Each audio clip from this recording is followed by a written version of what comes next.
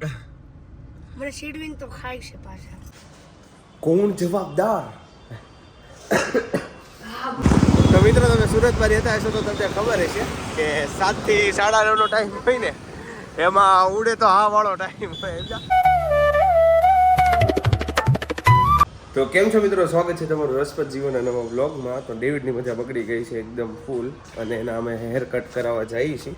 ડેવિડને તમને ખબર ન હોય તો કહી દઉં, થોડાક દિવસથી મજા નથી, એને થયા છે અસબડા. હે ને આમ કરતો ડેવિડ, જો જો ફેસ પર ને જો.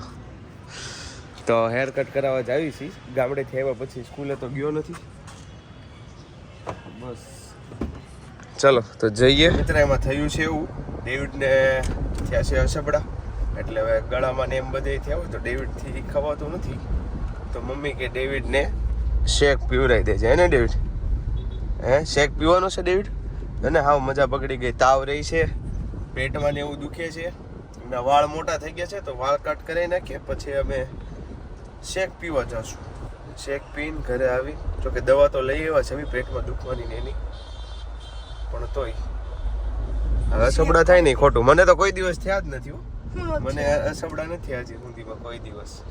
પણ અસબડા ચેપી રોગ છે કે ચેપી રોગ નથી એ મને નથી ખબર, એટલે એ જરાક કોક જાણ કરાવજો કમેન્ટ. ડેવિડને પૂછવી, ડેવિડને અસબડા થયા છે તો કે હું આપણે ધ્યાન રાખવાનું. હે ડેવિડ કેતો અસબડા થયો હોય તો ખંજળવાનું નહીં જ્યાં. હા ખંજોળી તો જાય, ફટકા ફૂટી જાય તો ખાડા મૂકીને જાય જ્યાં. હા ખાડા પડી જાય કા?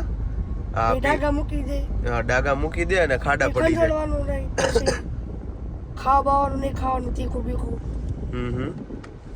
પછી બીજી હું કાળજી રાખવાની? પછી લીમડાના પાન લેવાનું. હા લીમડાના પાન ને કેમ? ઓશિકા નીચે રાખવાનું.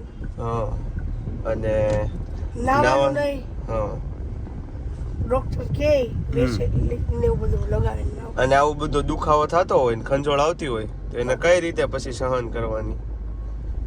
શું કરવાનું સહન કરવાનું? ખાવામાં ઓછું ખાવાનું? ખાવામાં ખાલી ખીચડી, દાળ ભાત, રોટલી, તીખું એવું શાક, છાશ તો પીવાની નહીં, ચા ને દૂધ બસ. આવતા વ્યક્તિ જ્યારે ગાડી ફેરવવાનું કહી દીધું. બોલો ચલો ડેવિડના હેર કટ કરવાના છે. માથું બાથું ધોયેલું નથી એનું, અને હળવે હળવે કરવાના છે. અછબડા થયા છે એટલે. ડેવિડે એને પૂછ્યું કે કઈ જગ્યાએ કરાવવા જવાના છે. હા મેં જવાનું છે ને તો હજી કે કરાવવા છે. ઓ સ્કૂલ વાળા છોકરા જેવા.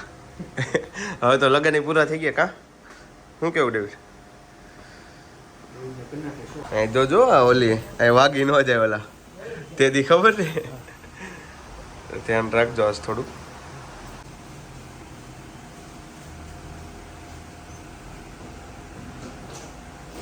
માથામાં તો બહુ વધારે નથી લાગતા છે, એમ તો છે.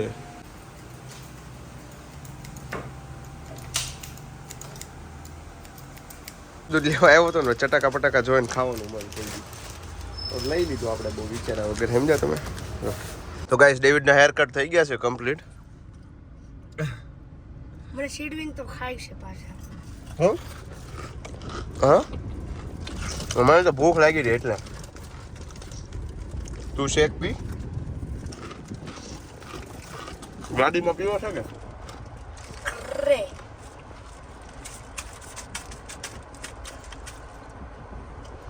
હા એ તો ગાડીમાં પીવો ગાડીમાં, ઘરે પીવો ઘરે. એમ કુરકુરી આપો. એટલું દીધું ઈ તો ઓલા ભાઈ ના પડી. ડેવિડનો દેતો ને 2 દિવસ પછી તમતારે ભલે તું 10 કુરકુરિયા ખા. તો મિત્રો શેક લઈ લીધો છે આપણે ડેવિડ માટે, અંજીર વાળો. ચટાકા પટાકા ખાવાની પણ મજા આવી ગયો. જામો પડી ગયો હાવ એટલે હાવ. ડેવિડ બિચારો અંદર બેઠો છે જો. થોડા ડેવિડનો અંદર ગયો ને ભાઈ ચોકી ગઈ કે મને ખાવાનું મન થઈ ગયું એમ કુરકુરિયા. પણ આજ પહેલી વાર મન થઈ ગયો કુરકુરિયા. એટલે આપણે ગાંડા લવર છે કુરકુરિયાના. જે તે સમયે 10-10 વાળા ઓલા પેકેટ આવતા ને કુરકુરિયાના, હું 3-3 4-4 ખાઈ જતો. એક બેઠક જ તે આપણે ખાઈ જ જવાનું, ખાઈને ખાઈ જવાનું એમ. પછી હારોહાર રતલામી સેવ અને ફરાળી ચેવડો મિક્સ કરવાનો, એ જોરદાર ખાવાની મજા આવે. રેવા દે અને મામા સેવ નહીં, મામા સેવ નહીં, અને બીજું ઓલું આલુ સેવ અને ઓલો ચેવડો આપણે સોરી આ ચેવડો હું શું કહેવાય ને સેવ મમરા એટલું મિક્સ કરીને ખાવાની કઈ મજા આવે, અલગ જ મજા છે એની. મિત્રો આવી ગયા છે ઘરે, પણ આ લોકોનું નથી સમજાતું. આમ જોતો આ ભાઈ કેટલી ગાડી દબાઈને મૂકી જાય, માંડ નીકળી ગયો, પછી કોકની ગાડીમાં ક્રેશ બ્રેચ પડી જાય તો શું કરવાનું યાર? કોણ જવાબદાર? મારી ઉધરસ હજી સારી નથી થઈ, કફનું શરીર પકડે છે. તો જો મિત્રો ડેવિડનું હેર કટ કરાવીને આવ્યા, પછી અચાનક કુરકુરી આપણે ખાધું, મને ખાવાનું મન થઈ ગયું ચીપ્સ, સમજા? એટલે આપણે કરવા માંડ્યા, બટેકાની છાલ ઉતારવા માંડ્યા અને હમણાં બનાવશું ચીપ્સ. મમ્મી બનાવશે બધા દાળ ભાત, આપણે ખાશું લાલ બટેકાની ચીપ્સ. એ મારા તમે જો મિત્રો બની ગઈ છે સરસ મજાની ચીપ્સ. જો વાહ ભાઈ વાહ. મસાલો પેરી પેરીનો ખાવાનું થાય છે. મિત્રો જો માસાની લોકો આવી ગયા છે ઘરે આફ્ટર લોંગ ટાઈમ.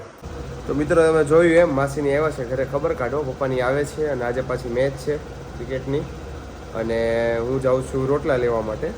મમ્મીને થોડીક મજા નથી તો ચલો આપણે આપણી ધનનો લઈને જઈએ છીએ.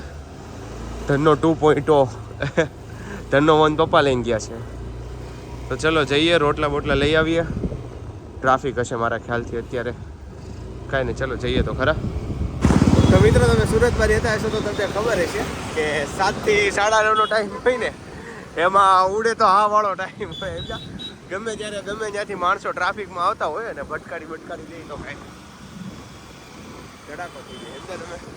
એટલે ધ્યાન રાખવું પડે. આ સમયગાળામાં તમે બહાર નીકળો ને એટલે તમને ખબર હશે કે ગમે ત્યાંથી ગાડી આવતી હોય. ઉપર રસ્તો નથી, બાકી ઉપરથી હોતે ગાડી આવે ખરા,